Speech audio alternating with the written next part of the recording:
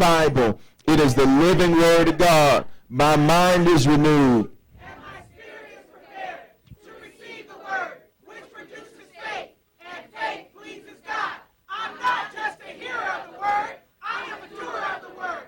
This word has given me life, and life more abundant. Shout it out. I am in my promised land. Hallelujah. Amen. Remain standing if you would. Go to Romans chapter 5. Romans chapter 5. Did you enjoy that the video as well? And amen. Romans chapter 5, verse number 3. When you get it, say, I have it. Sometimes when you are dealing with things, it's good to be reminded about the why. I'll say it again.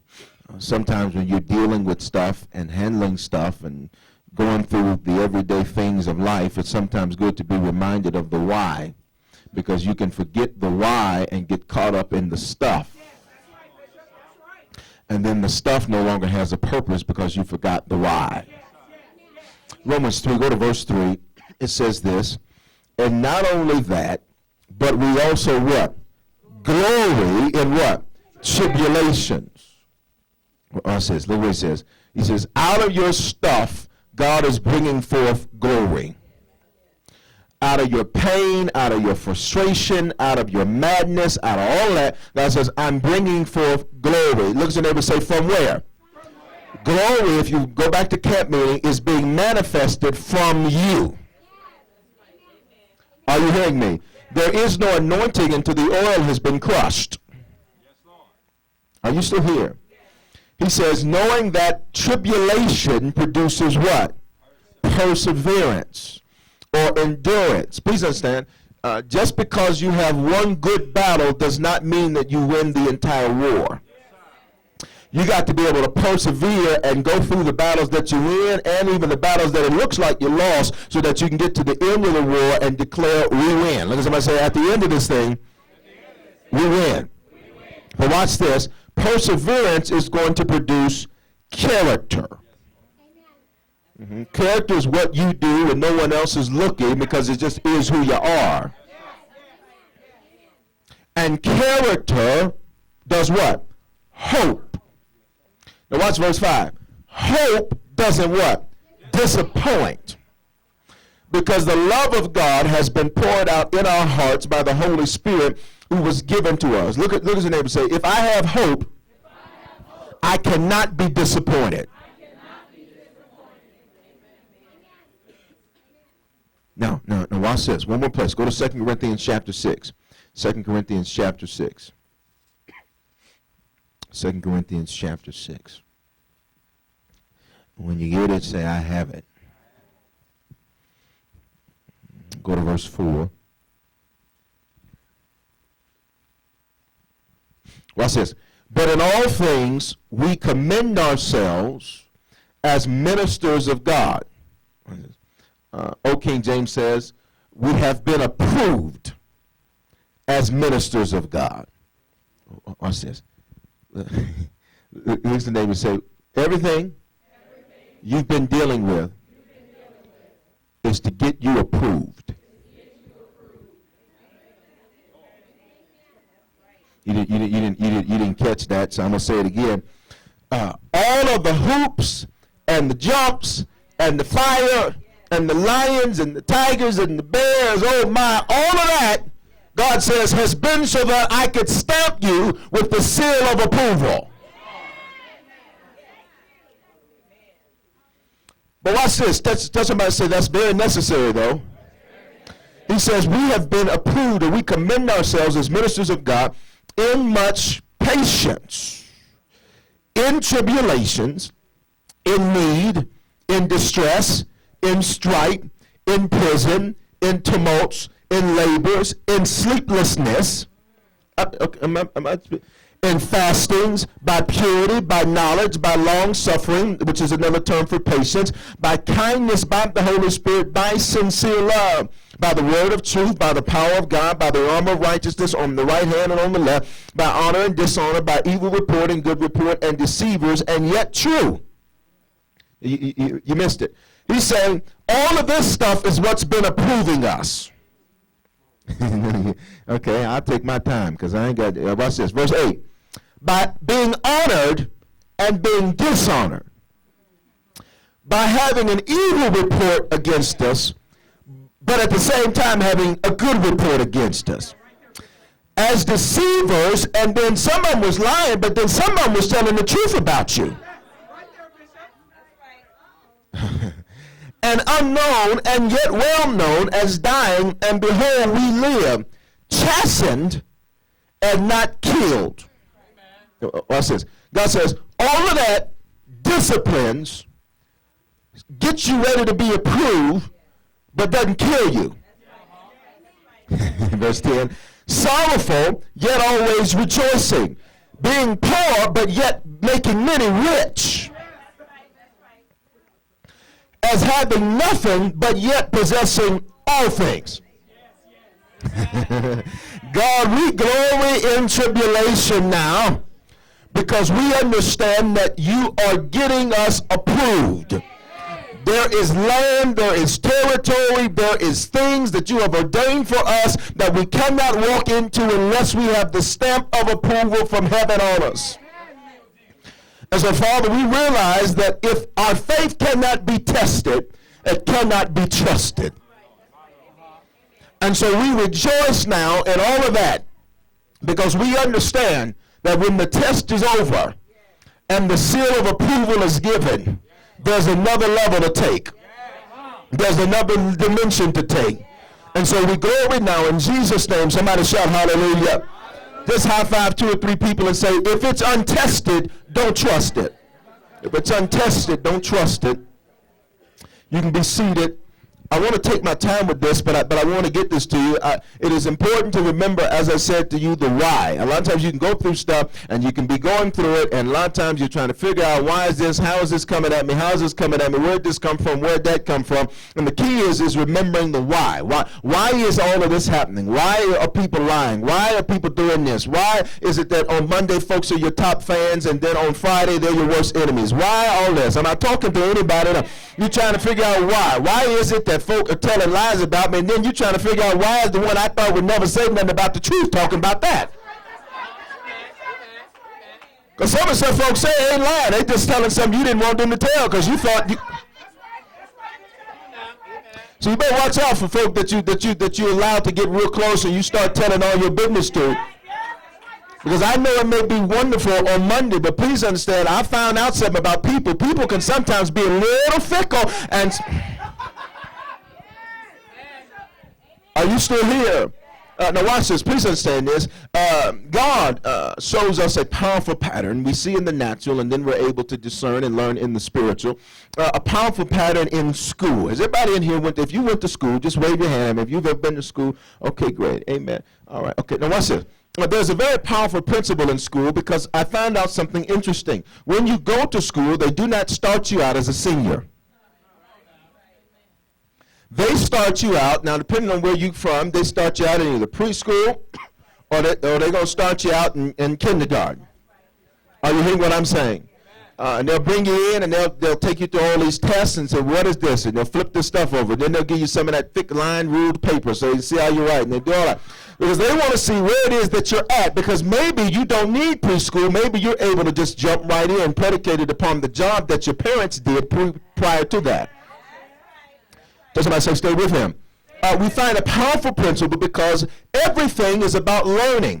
When you graduate and you move on from kindergarten, what do they call it? Continuation. You continuate from kindergarten, and then you go to first grade. And then from first grade, you do your thing, you go through it, you get your lessons, you get your grades. But then you're still not a senior yet. You're still not a senior yet. And then you got to go to second grade. And then after second grade, you do your thing. Now you can write a little bit better. People can actually understand what it is that you write. You're coloring inside the lines now, all this kind of thing. But please understand, once you finish second grade, they still don't make you a senior, nor do they make you a teacher. Now you just go to the third grade, and then the fourth, and the fifth, and so on. And then you think you're real bad. You know, when you go up to, we used to call it in the country, we call it junior high. They call it in middle school. When you go to junior high, now you're in sixth grade. And so now you're looking back at all the fifth graders like, well, no, I'm in middle school now. It's like, well, 3 months ago you were sitting right in here with us, sitting at the lunch table with us. You go through middle school, whether you're 6, 7, 8, and then in 8th grade, you're really excited because now you're getting ready to think you're really going to start living now because now you're going to high school. And now you're a freshman in high school, and everybody's got to prove who they are on freshman day, and so they got to go in, and, they got to set their territory and set their mark, and, and you try to go in and try to do all this, and you're trying to figure out who's my friend, and then don't move that summer. To where now you all the folks that you used to run with in middle school, now they gone. Now you got to start over fresh in high school. And so now you're progressing, but I found out even as a freshman, they don't make you a senior. That's why I say stay with him. Even as a freshman, they don't make you a senior, but you go through freshman year. In many schools, they'll do something called a freshman orientation. They're letting you know, listen, you've been doing school like this up until this point, but now we've come to totally change that because now you got to go to another level of learning. And so now you've been in school 9, maybe 10 years, depending on that, and they still don't let you be on top. You've been diligent, you've been faithful, you've been getting up in the morning time, you've been doing everything you're supposed to do, but you still ain't ready. If y'all will help me do it, I preach the thing. And then you go on, and now you're a sophomore. The sophomore is kind of that in-between year because depending on where you were born, maybe you can get a car, maybe you can't. It kind of depends on where you're at in terms of your progression. And then you go up, and then you're a junior, and then you're a junior. You go through, and then you're excited because now you're getting ready to be a senior. And now you're going to be able to have more than one off period, and you can do all this and all that. And something generally happens right around there. Generally, teenagers start smelling stuff right around that time because, they're grown and they need to be treated that way. And, I need my privacy, and I'm trying to figure out how you earn privacy and payeth no bills because those two things contradict one another. So you can't have privacy and not pay for it. You want privacy? Pay for it. Bishop Bright, when he was here, he told you about his son, and our son was telling him, listen, I'm this, and I'm this, and I'm grown, and I'm all this. He said, wonderful. Pay for it. You go through your junior year, and then senior year comes, and you're there, and you're excited about it, and you're looking, and you're thinking, wow, this is it, and I made it. Many of you beat statistics when you got that far. And you're there, and you're excited about it, and you're looking forward to it, and you graduate, and you walk across. You have your 5 seconds of fame. All them 12 years boil down to 5 seconds. They don't play no video of you and what you've been doing. They don't have a scrapbook. They don't have a record book. Instead, they have a 2-hour service with all that extra stuff, and you do all that, and then they give you a diploma that says you've graduated basic education. This is what the government requires of you. This is basic scholastic achievement. And then something interesting happens. You're at a crossroad. Because if during that senior year you were not preparing to be a freshman again, now life hits. And it ain't getting up at 11:30 in the afternoon no more. I'm doing this for our young people. I know we got a lot of them getting ready to graduate and all this. I'm going through it for them.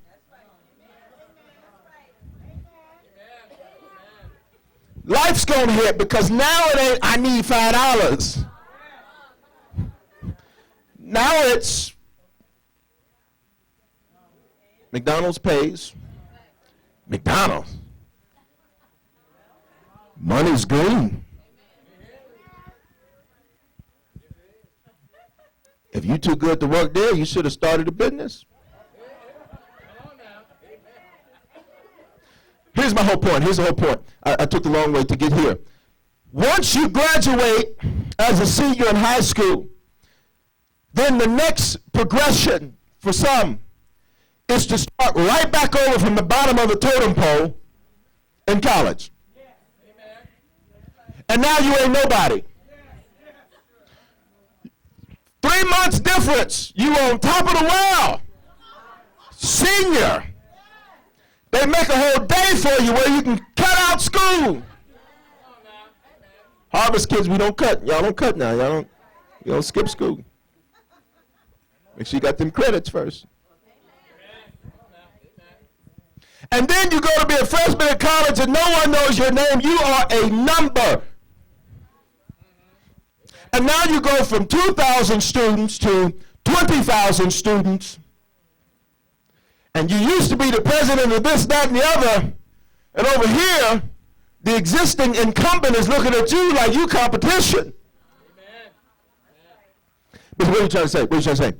You go through all of that and graduate college, and then now you got to actually do something.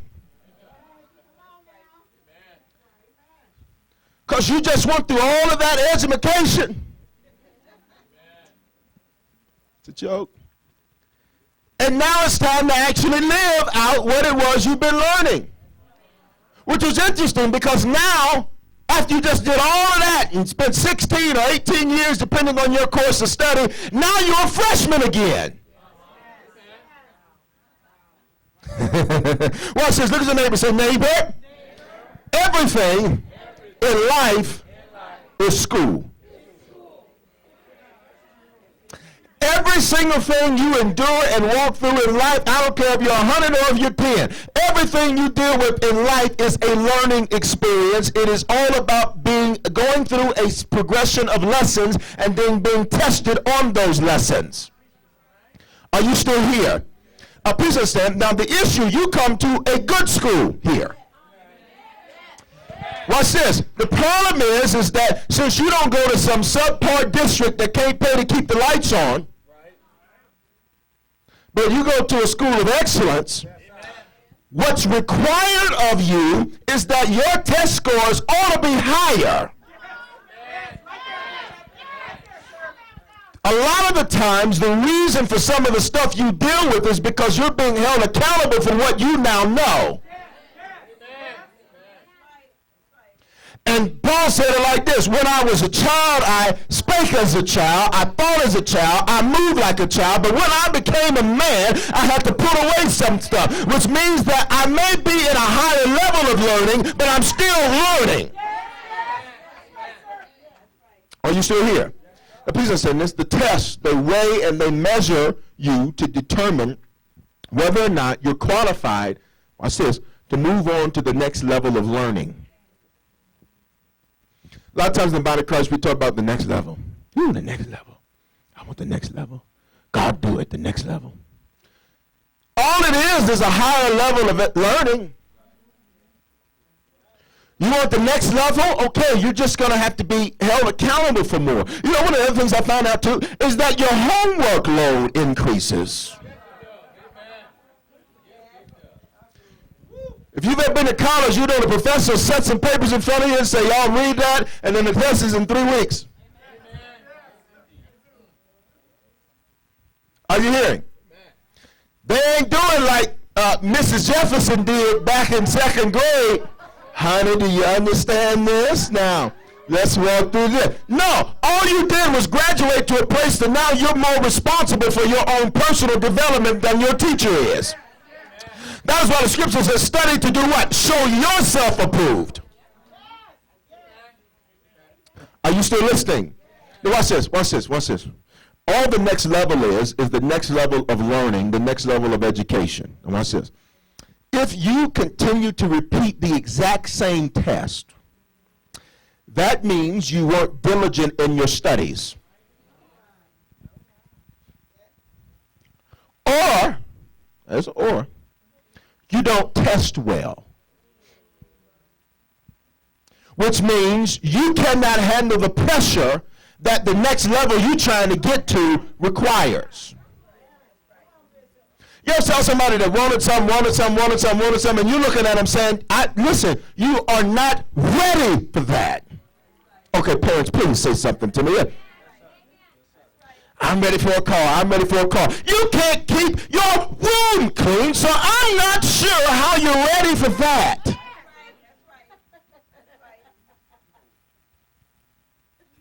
Are you still here? What's it? Either you weren't diligent in your studies or you don't test well. Now, there's a problem with both. Because if you don't test well, that means you can't handle pressure, which means you'll never graduate because you have to pass the test. Look at somebody and say, you have to pass it. Or you stay at the exact same level you're at. If you flunk kindergarten, they're not going, well, God is good. I'm just going to move them on to first grade. No. God ain't got nothing to do with that. There's no grace there. There's no mercy there. There's no loving kindness there. There is pass the test. You don't have to get everything right on the test, but you have to get enough of it right to prove that you actually learned something from where you've been. See, I got no problem going through stuff just as long as I make sure that what I'm going through is going to benefit me during the test. Are you still here? But now, if you don't test well, the problem with that is that every time you get presented with an opportunity to be promoted, you will always bow out. I just get nervous when I have to take a test. I just don't test well. Then what you are saying is, I cannot handle heat, but I still like the kitchen.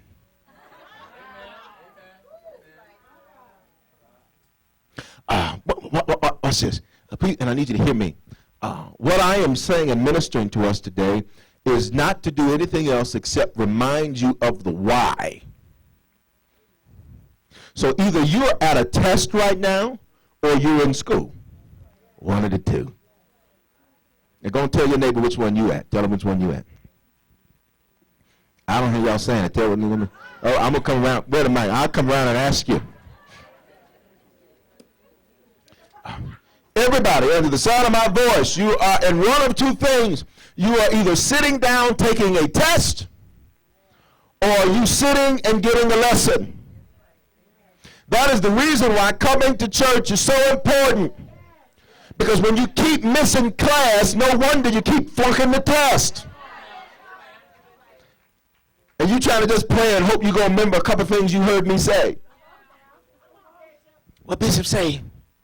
Walk in those things God has ordained. Yes, I just want to walk in those things God has ordained. Study to what? Show, not just to know. Which means the evidence of whether or not you are a good student is evident in your fruit. Listen to me, Harvest. God is not fooled by your shouting. He's not fooled by your dancing. He's not fooled by your thank you, Jesus. He's not fooled by you breaking down and crying at the altar. All of that is wonderful, but you are not playing him. I think sometimes God wants to say to some folk, quit crying, man. Get up off the floor. Pass the test. Now, I understand where I'm at. There's nothing wrong with crying. Nothing wrong with being on the floor crying. What is the principle? What's the point I'm trying to teach you? God is not fooled by what you say. The only thing that moves him is action. You know, it's like a woman saying, I just need to get out of this abusive relationship. I tell you, get out of the abusive relationship. 18 months later, I'm just seeking God. Which one of y'all hit me?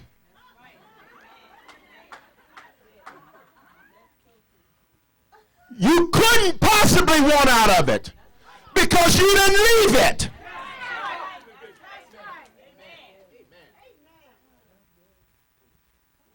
Are you still here? I'm just really trying to just get things in order, But you're not doing anything. I'm just waiting on God. No. See, it don't work that way. He's waiting on you. You move just like that. Now watch this. I'm about to watch this. Here's what the test is based off of. God is not asking you for your opinion on the test. Matter of fact, he's not even asking you how you felt about what you had to go through to get to the test. You know the problem with a lot of saints, and not you, you're spiritual. I'm just talking to people watching online that's sitting at home because it was cold outside.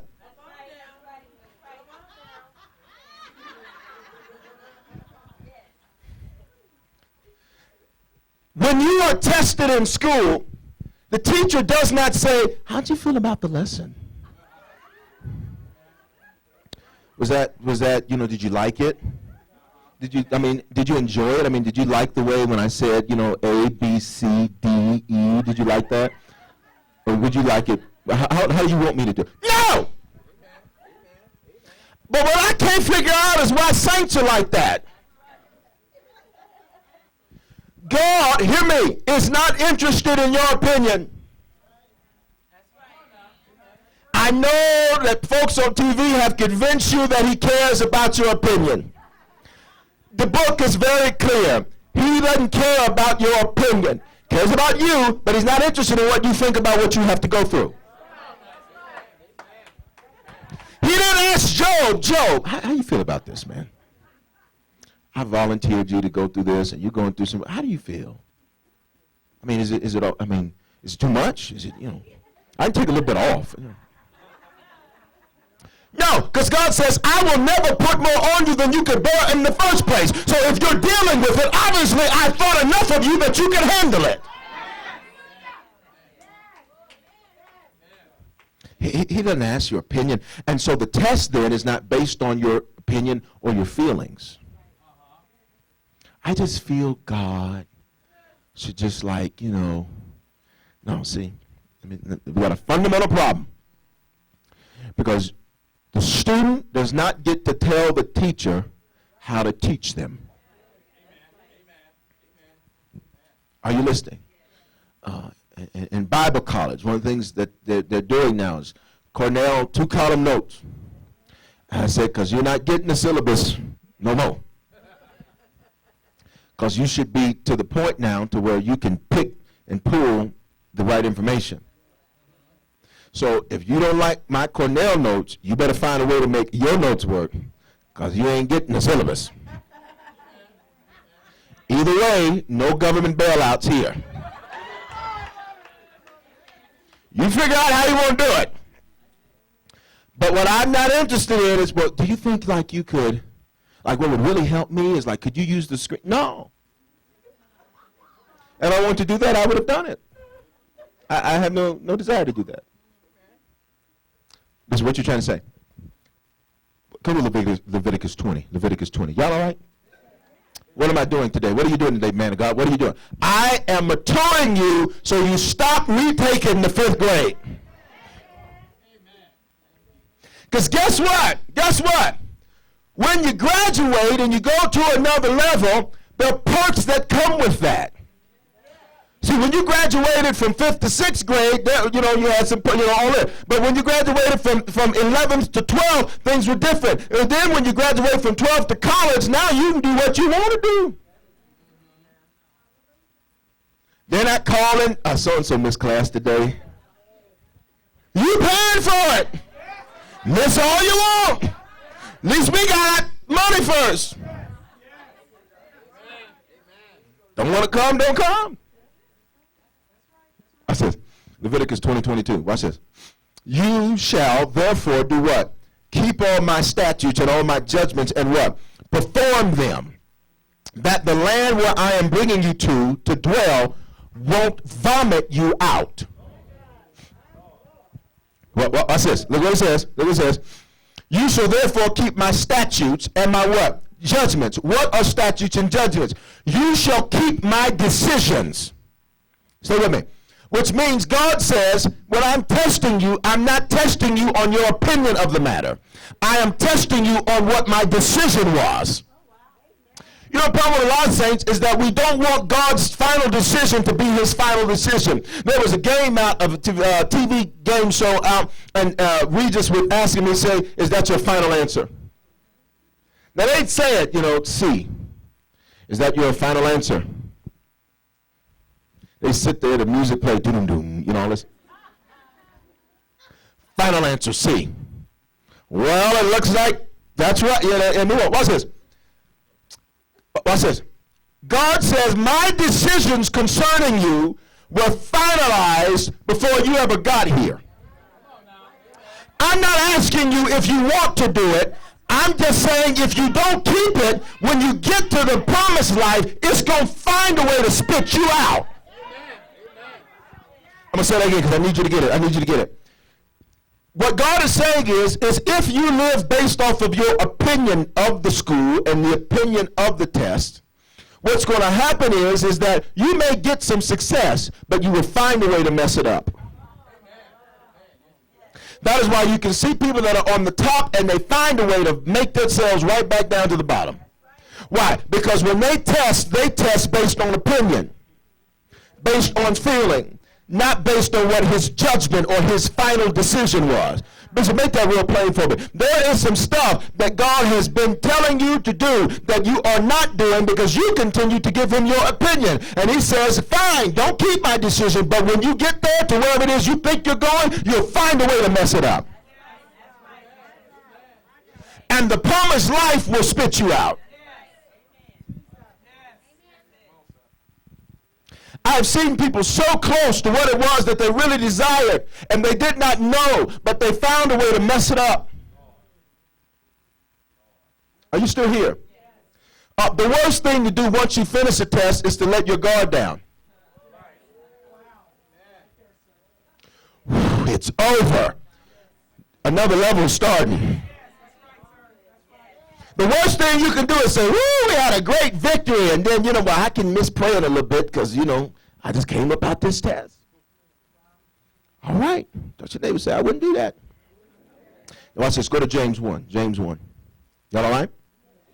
James 1. I'm going to show you the one thing a test is designed to do. Now, we said, and tests do lots of things, make you stronger, make you wiser, make you better, all that, and that's wonderful. But all of that is designed to do one thing in you. Hear me, Harvest. You are a great people. I said you are a great people. And I don't care what's happened to you in life. It is not. Please understand. There's this game I like, and one of my pastor friends introduced it to me. And I used to say, how do you play this game that much? And every time I talk to him, we playing this game. I said, how do you do that? And then I got the game, and I said, wow, I'm addicted now, too. And so, please understand, the game, I'll tell you what it's called Phase 10. And what it is, now all the religious folks, you shouldn't be playing with them cards. Well, the Bible don't say that. You need to read the Bible. I got a pack in my office. You want to go upstairs, I'll play with you. You're going to lose, though. One thing y'all need to know, I'm very competitive. I play to win. So you think, he's just going to love. I was out yesterday, and I was some sons and daughters, they took me for my birthday and my pastor appreciation and all this kind of thing. And they had taken me, and I was playing, and I was stone cold about it. And one of them said, aren't you, I'm doing good. I said, that's unfortunate. Because I'm playing to win. I was bowling not too long ago, and one of my said, he just was, I'm professional. Bowling 150 and all this. I said, that's wonderful. And that first game, I knocked him out. I beat him by like 4, what was it? Look at him looking around. What was it, like 40 points? I beat him by 40. I'm not even good, Joe. I don't, people got that. I can't figure all that out. I get tripped up on that. But in this game, please understand, it is not about how or what kind of hand that you're dealt. It's about learning to play a bad hand well. Some of you sitting up complaining about the hand you were dealt, and the problem is you just need to learn how to play it and play it well. Are you listening? There's some time. Matter of fact, I got rules about who can shuffle and deal. Because certain people just aren't anointed to do that, and every time they give me a hand, it's a mess. And so I said, you can't shuffle nothing. You just stay over there. Don't touch my card. Stay over there. It is about being able to play a what? Bad hand well. Watch this. Listen to this. James 1, are you there? Go verse 2. My brethren, do what?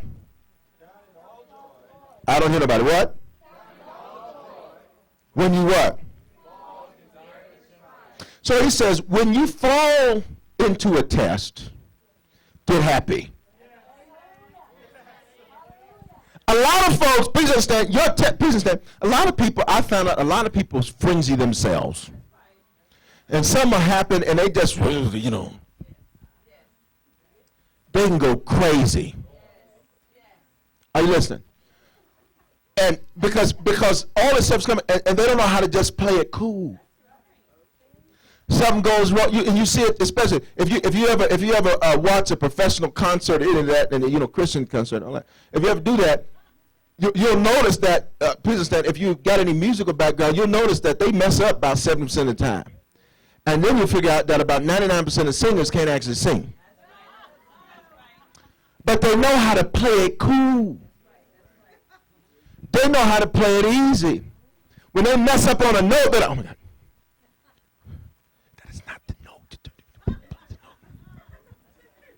They don't do all that. They just keep singing as if nothing ever happened. You know what your neighbor's problem is? When they get in a test, they start frenzying themselves. Oh my God, I don't believe this. Shut up and smile. Why? Because the scripture said, count it all joy when you find yourself taking a test. And matter of fact, especially, and hear me parents, especially when your children are your test, when they come in there, just smile at them. And you got to tell them, you my test, and I'm going to pass you. Or eliminate you. What to do? Don't do that. Don't do that. Don't do that. Verse 3, what do we read?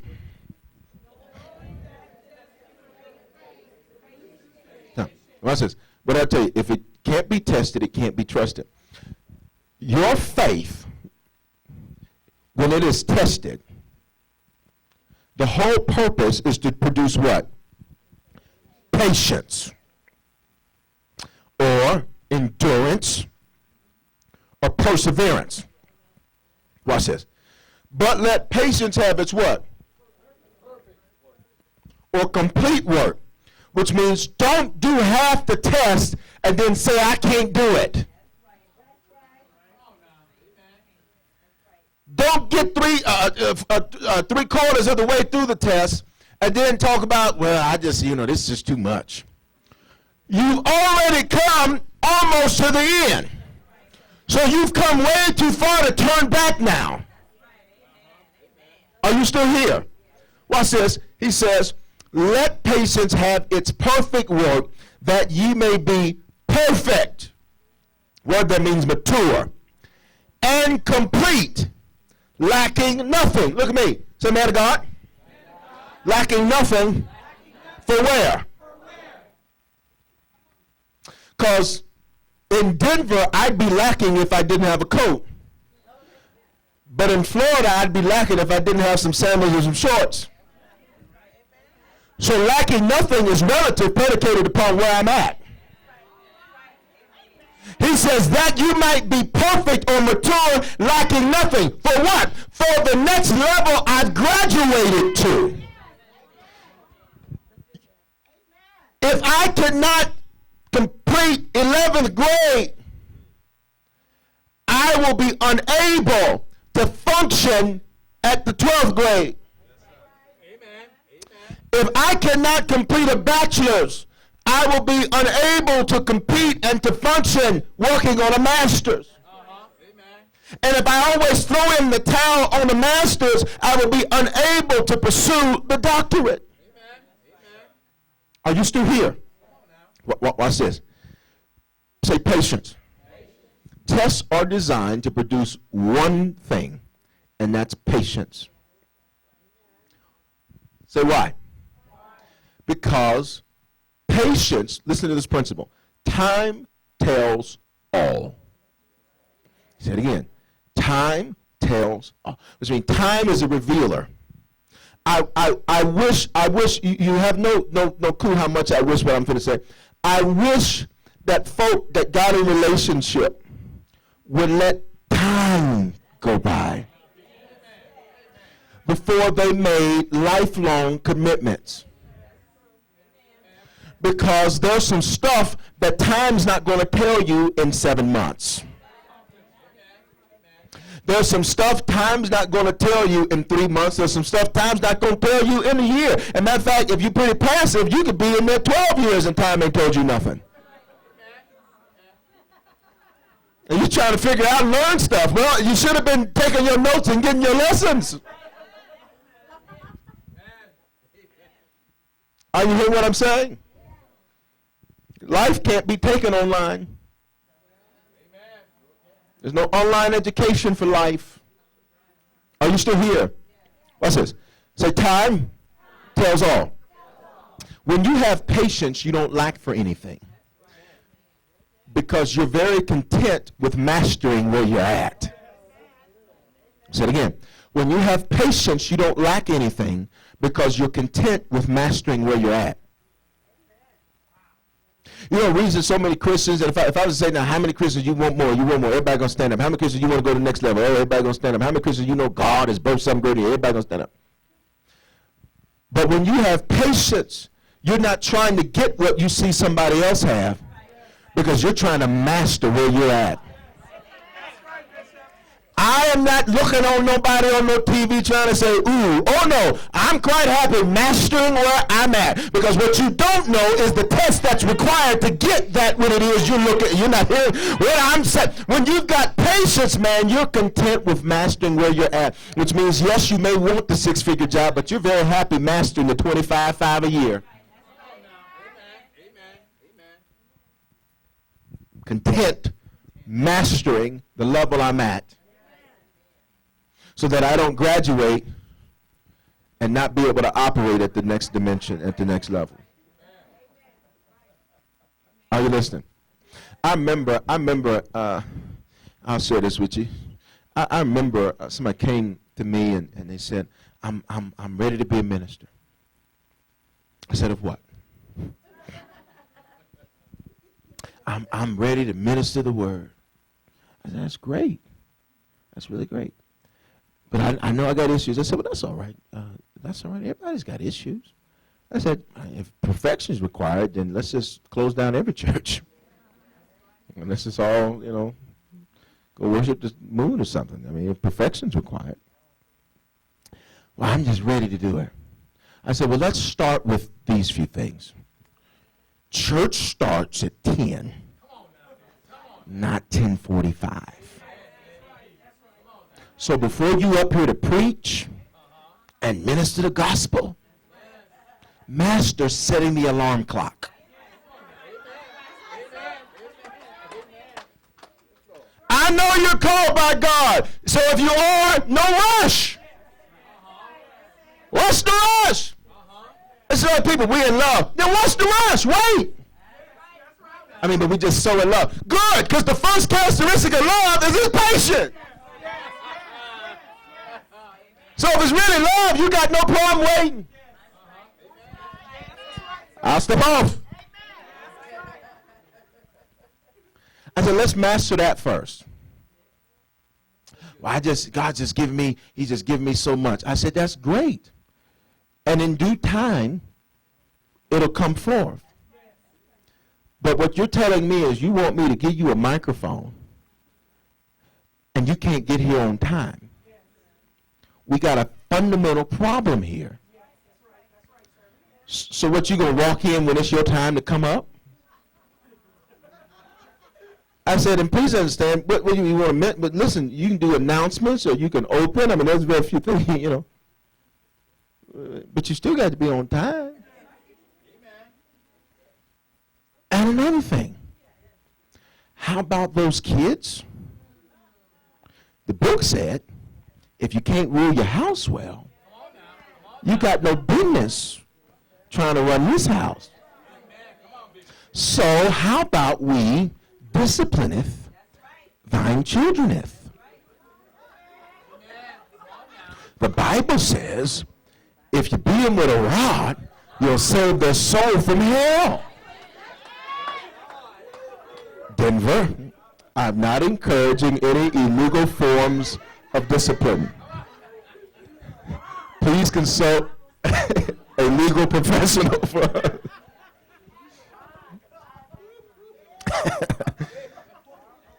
Go to Romans 8. Romans 8. We're going to take this on Romans 8. Y'all learning? Y'all learning? But my point is you got to master the level that you're at. You got to master the level. Now, it doesn't have to take you 20 years to master that level, but you just need to master it. This is very important, especially men. Men, hear me. This is very important that you are able to master. Most men find their identity in what it is that they do, and so if they don't feel fulfilled in what they do, many times they will feel bad about who they are because they are making an improper connection between the two. And the reality is this. It is so important that we master and be effective at what we're at, which means if you're an usher, stop trying to pursue so that you can move up the totem pole. Master being the best usher you can be, to where when it's usher awards, you get the award. We're going to do that one day. Some of y'all remember the old church, they used to have usher there and they march in. Y'all remember that? Some of y'all remember that? White gloves and all. Y'all remember that? Romans 8. Watch this. Verse 1. There is therefore now no condemnation to those who are in Christ Jesus, who do not walk according to the flesh, but according to the Spirit. For the law of the Spirit of the life is in Christ Jesus, has made me free from the law of sin and death. For what the law could not do is that it was weak through the flesh. God did by sending his own Son in the likeness of sinful flesh. On account of sin, he condemned sin in the flesh, that the righteous requirement of the law might be fulfilled in us, who did not walk according to the flesh, but according to the Spirit. He's just saying God stepped out of heaven to do it on his own so that he could fulfill the law, that we might be able to walk in the Spirit. Verse 5. For those who live according to the flesh, watch this, set their minds on the things of the flesh. But those who live according to the Spirit, the things of the Spirit. For to be carnally minded is what? Death. But to be spiritually minded is what? Life and peace. Here's the deal. When you approach a test, you do not approach it as a natural thing. You approach it as a spiritual thing, which means you just don't figure out how to fix it in the natural. You say, what is God working in me in the spiritual? Which means if you're dealing with financial trouble in the natural, what's going on in the spiritual? He's trying to make you a better steward so that you can handle more. He's trying to see, are you able to use your faith to be able to do creative things? See, please understand, I don't know about you, but I learned a long time ago that favor is way better than money, man. Are you still here? But the carnal mind is what? Enmity against God, for it is not subject to the law of God, nor indeed can it be. Watch this. Go to verse 26. No, watch this. When you're in a test, the question is, what is going on inside of me? Not just what's happening out here. What's going on in me? Because if I'm still responding inwardly the way I responded before, then that's evidence to me that I need to pull my notes out and get to studying. Are you still here? You ever been taking a test and right in the middle of taking it, your mind is somewhere else? And you're sitting there, you're writing. I mean, you know, you do it and everybody's quiet and you can't talk and all this and the little timer's going. But your mind has got all these thoughts running through. Oh, I can't wait until this is over. Oh, Lord, why they put this question on here? They know nobody know the answer to this. He never taught this. No, he never taught this. I never remember going over this. You know how you do. taking a test is not based on what you memorize, it's based on what you learned. Which means if you learn the principle will work here, there, and everywhere. It's not just based on what you were able to memorize in church. So let me just help you. If I was able to give a test to the church, the whole church, we're going to have a church test, and then I'm going to give $1 million, everybody packed up. I said, if I was to do that, one of the questions would not be recite our faith confession over the word. Because you memorized that. The question would be, what did you learn? Which means, what were the principles that were extracted that you can now expostulate in your everyday living? What's this? Go to verse 26. Likewise, the Spirit does what? In our what? I just feel so weak. Well, get in the Spirit. Watch this. For we do not know what we should pray as we ought. But the what? Spirit himself makes intercession for us with groanings which cannot be uttered. Now, I never saw this until right now. Thank you, Holy Ghost. Groanings, watch this, that cannot be uttered. Watch this. I didn't even say it. You're not getting this. God says, the Spirit will say for you what it is you didn't even say. You're not hearing what I'm saying, man. Thank God for the Holy Ghost, because the Holy Ghost will say something to God that I never even said out of my mouth.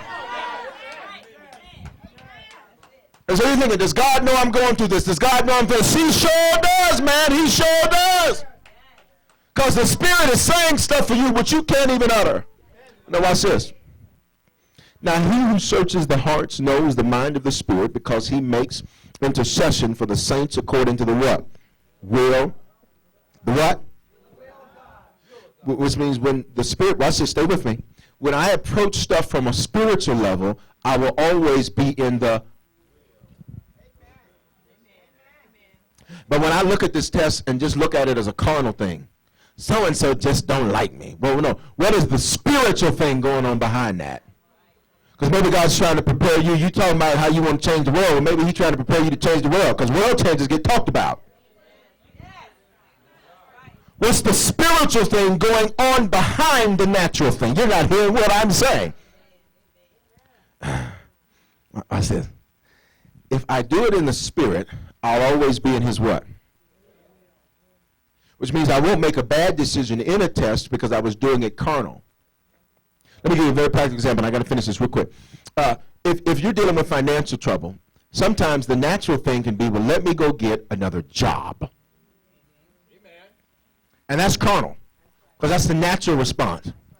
The spiritual thing God may be trying to birth in you is that there were businesses and things he'd given you to do, and now he's giving you the incentive to do it, because what you currently have is not doing what it is you needed to do. And God is saying, I'm not asking you to go get another job. What I was trying to do is give you more time to work on the business. Are you catching the analogy? Are you catching that? So it is what's going on spiritual, not just the natural. So when folks start acting crazy, you're like, oh, they just, every few months, they just act crazy. No, you need to figure out what is the spiritual thing going on behind that. Are you getting this? Now say this with me, and we'll shout and be through. Look at your neighbor, say, neighbor, when I look at a test as a spiritual thing, verse 28 applies. Read it.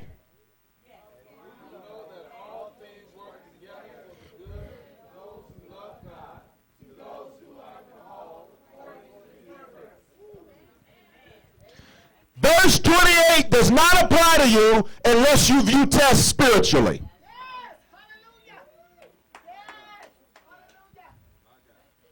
Read it. And, which means it is totally connected to and is dependent upon the verse in front of it.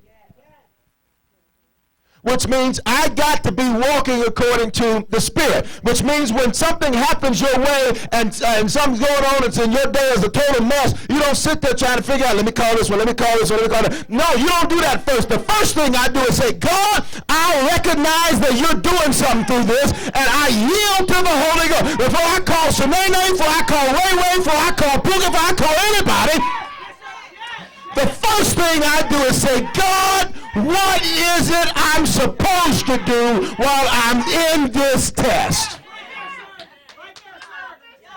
And we know. And can be replaced with, then we know. Are you still here? Say test. Say spiritual. And listen, let's be clear. We have all approached tests carnally and naturally. We've all done it. Say, don't feel bad. We all let the redeemed of the Lord say. I was watching, as I was on my way in this morning, a biography about Tyler Perry. And for those of you who don't know who he is the 6'7" man that plays a 75-year-old woman in his plays. But yeah, listen to they did you know you're big time when biography does a biography about you. They're not even a regular mainstream channel. This is, And they were doing the bio and they were talking about his life. Everybody sees the glory.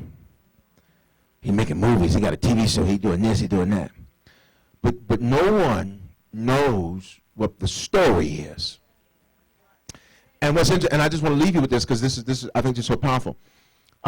He grew up and he was born into a mindset of poverty. He's born into a family, both parents were there, but it was worse than not having both of them there because the father was abusive. Please understand, parents, just because you're there doesn't mean you're there. It's a responsibility. And the father was there, but the father was abusive to him, and the mother would often take him with the ladies to go do what they were doing because she didn't want him to be there while the father was acting crazy. And so he'd find himself in beauty shops and, in grocery stores and Piggly Wigglies and something. Y'all don't know nothing about that. What y'all got? King Supers? Don't even have a Kroger. Publix. Okay, watch this. So one of the first things he did was Tyler changed his name. That's actually not his name. His name is not Tyler Perry. His name's something else. But he changed his name because he was a junior, and he did not want, because of all the mess and foolishness that he had endured with his father, he did not want to be connected to that. That's why one of the first things God will do when he's transforming you is change your name.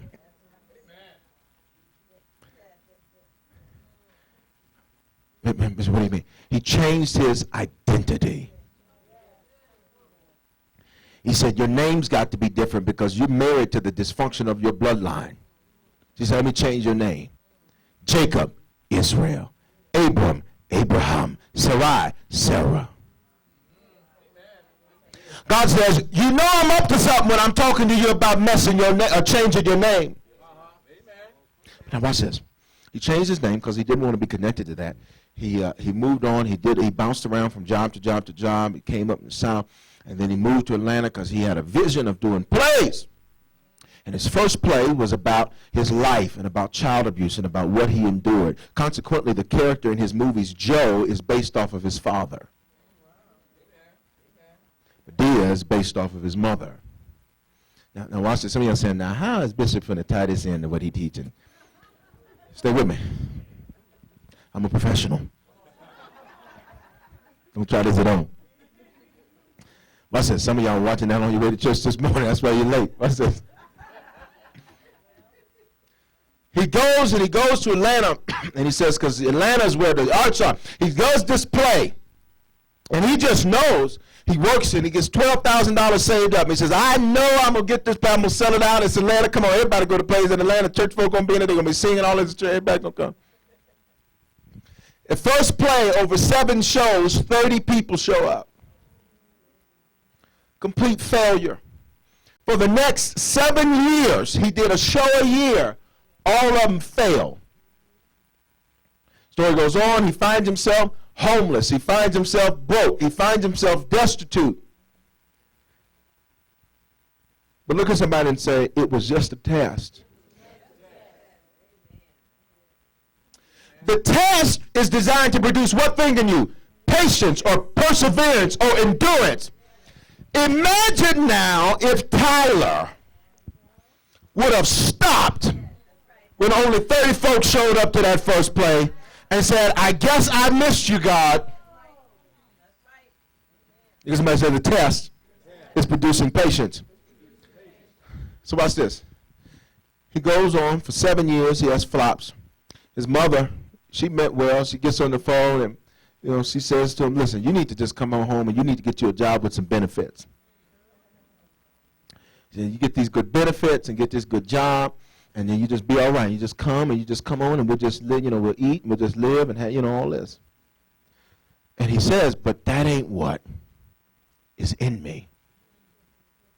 I'm talking to somebody. It takes no courage to be average. Takes none. Because everybody's doing it. Watch this. He goes through that. And then God gives him a revelation. He goes through a personal experience, a personal journey. He forgives some folks he needed to forgive. He changes some stuff he needed to change. And then God gives him a strategy and a plan. But the plan came almost 10 years after the original failure.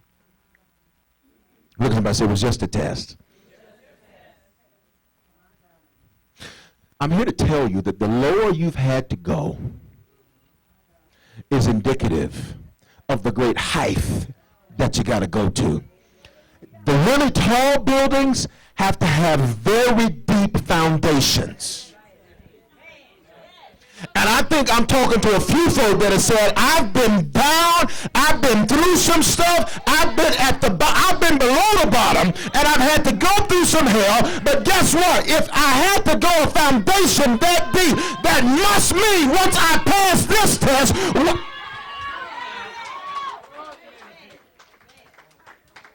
the skyscrapers can't have a 6-foot foundation. They got to dig deep, and they got to get into the bedrock, right? Yes, they do. Amen.